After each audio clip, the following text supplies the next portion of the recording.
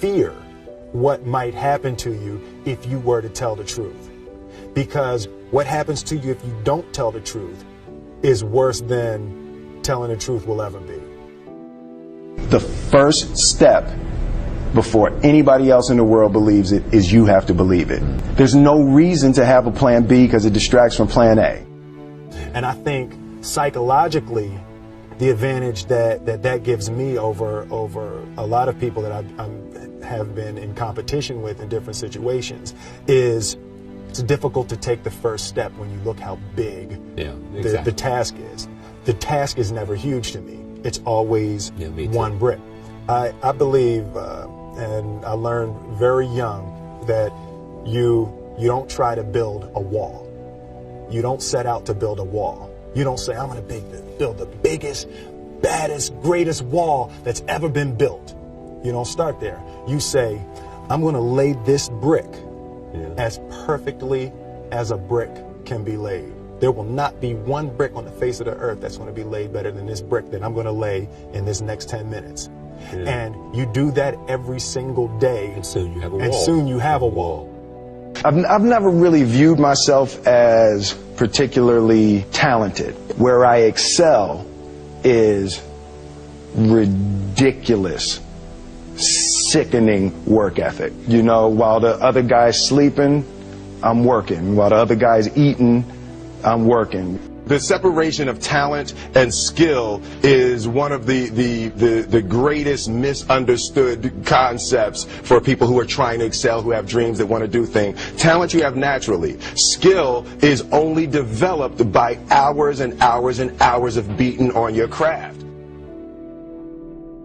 I always knew that I could work hard enough. There wasn't an issue with discipline, or there wasn't an issue with the ability to sacrifice or the willingness to sacrifice. There's no easy way around it. No matter how talented you are, your talent is going to fail you if you're not skilled. You know, if you don't study, if you don't work really hard and dedicate yourself to being better every single day. This one year, my father had his shop, and he decided for whatever reason that he wanted a new wall on the front of his shop. So he tore down probably about 16 feet high and probably about 30 feet long. He just completely tore the wall down, and my brother and I had to dig a 6-foot hole. For the foundation. For the foundation. We would mix in the concrete by hand. A year and a half. We were building this wall for a year and a half. Every day after school, we would come in, mixing concrete, putting it in the hole, doing it. And it was just myself and my little brother. And I remember standing back, looking at that wall, saying, there's going to be a hole here forever. A year and a half later, we laid the final brick. And my father stood back with my brother and I know he planned this. He says he didn't, but I know he had been planning this and writing this for his for the past 2 years. But we stood back, we looked at the wall, and he looked at me and my brother and said, "Don't y'all never tell me that you can't do something," and walked into the shop. As a child, my parents always told me, you could be whatever you want to be, you could do whatever you want to do. And you know, that office, that position, the highest office on the face of the earth, it was something I heard my parents saying it, but I didn't totally believe it. Yet I went out in the world and I carried myself and I held my head high and I stood there and I looked people in their eyes and I talked to people as if I was deserving of everything that this planet has to offer. I really want to say to children out there and to people who are watching, Confucius said one time, he who says he can and he who says he can't are both usually right.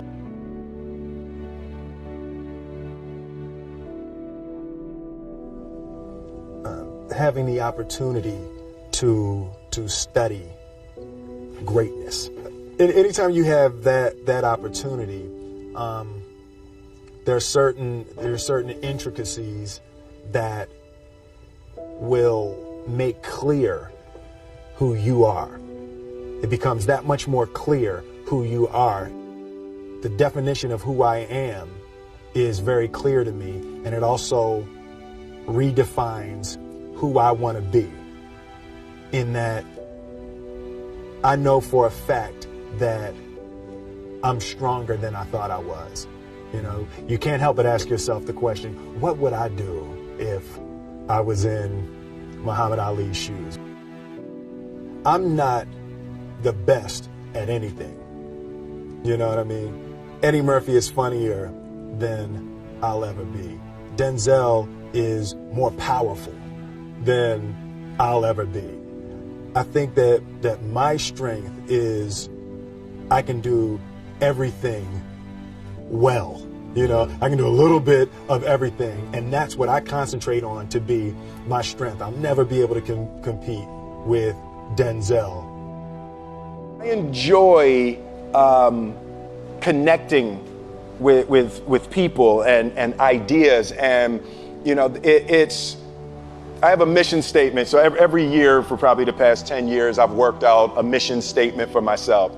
And for the last few years, the mission statement has stayed the same, and it's been improve lives, right? So when I go into something, I'm looking for how the quality of this piece could potentially improve lives. But it's all along the way. It's when you make the movie and how you're interacting with people in the process. And the concept of improving lives runs through the center of everything I do. And then I realized that the way to improve lives is to continually improve yourself, right? So with that, every morning when I get out of the bed, I haven't fixed everything in the world yet, so there's always something to do.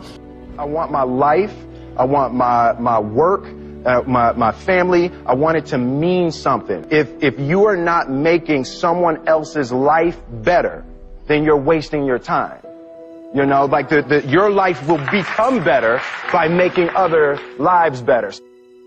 A few months ago, I said that I believe that if I chose to, I could be the president of the United States. And I think as I've had a chance to intellectualize why I said that. Yeah. And I think that there's a certain delusional quality that all successful people have to have. You have to believe that something different than what has happened for the last 50 million years of history. You have to believe that something different can happen. The one thing that I truly tried to communicate in the interpretation of Ali is the complex simplicity of greatness. And how greatness is not this wonderful, esoteric, elusive, God-like feature that only the special among us will ever taste. You know, it's something that truly exists in all of us.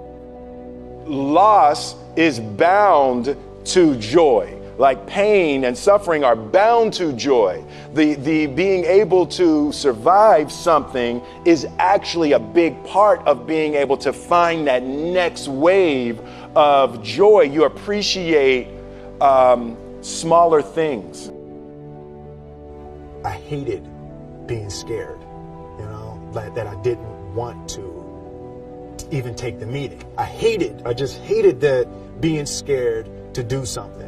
And I think what developed in my early days was the attitude that I started attacking things